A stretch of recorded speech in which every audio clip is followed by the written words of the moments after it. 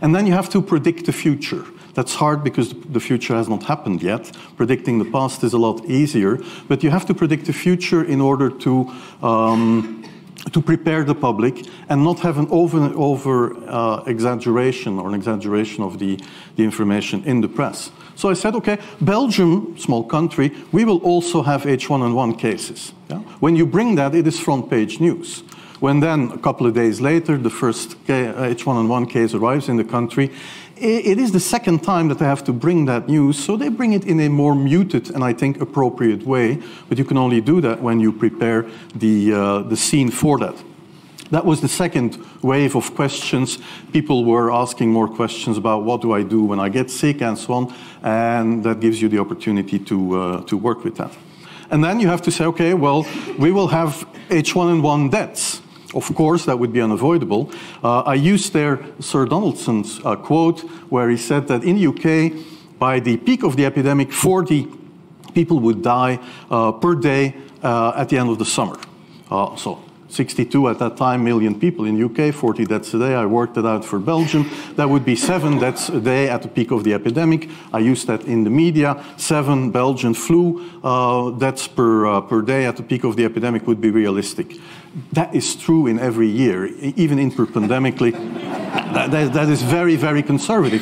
However, talking about fatalities is important because when you say that, people say, wow, what do you mean? People die because of influenza?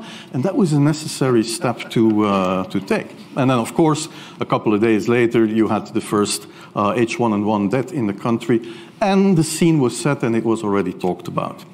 That was the third peak of questions that were, well, the first that it had an impact and you have to deal with that. I went to the first couple of funerals. You have to be very quiet, sit in the back, but it shows that you care, and I think that was, at that time, quite important.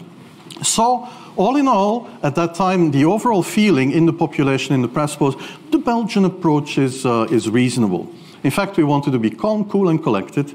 And our mantra was, and that was from day one, at this moment, it is comparable, more or less, to seasonal influenza in terms of outcome. But we have to prepare for severe scenarios. Like in 1918, the first wave was rather mild, and you could not predict that a second wave would carry a high mortality. We focus on low-cost basic hygiene measures. We did not do any school closures.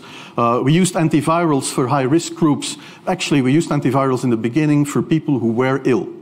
I had pre-positioned cars in the different provinces, and they would drive antivirals to patients when they would be diagnosed by influenza in order to delay the onset of the epidemic, and that worked until the end of the school year. We only purchased 1 dose of vaccine per person, and the vaccination plan would be to vaccinate more or less the same high-risk groups as for seasonal influenza. And then the vacation came. And that is, communication-wise, a very dangerous period. It's a dangerous period because the more untrained journalists are at the helm, yeah? And you get the weirdest questions. They're understaffed, so more articles from other countries will come in and contaminate your message. And that was a weird period. That was pictures that my father took from the holiday with the grandchildren. And I was not the most social guy, I must admit. And my son was born 2 weeks before the pandemic struck, so that was not good timing. And then comes the time, inevitably, that they're going to talk about you. The flu commissioner is really a great guy. And then you get the feel-good articles about, what does he like, what music does he like, pictures from my first laboratory when I was 13 years old. And it's all feel-good, but when they do that, they also sharpen the axes at the same time. And then your personal life becomes a little bit compromised, and so then they come to your home, and you have to really limit that, because if you do not limit that, then you have no life. And then everything is said about the pandemic, about you, and then they search for controversy.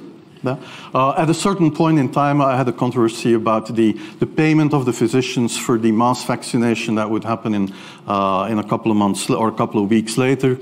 And the quote that I gave them in terms of how much money they would receive, that was far too low, and I had to be fired. You can solve that quite easily. I said, okay, you want me to be fired. I would like to win the lottery. The odds of both of these things are happening are fairly slim, and that passed.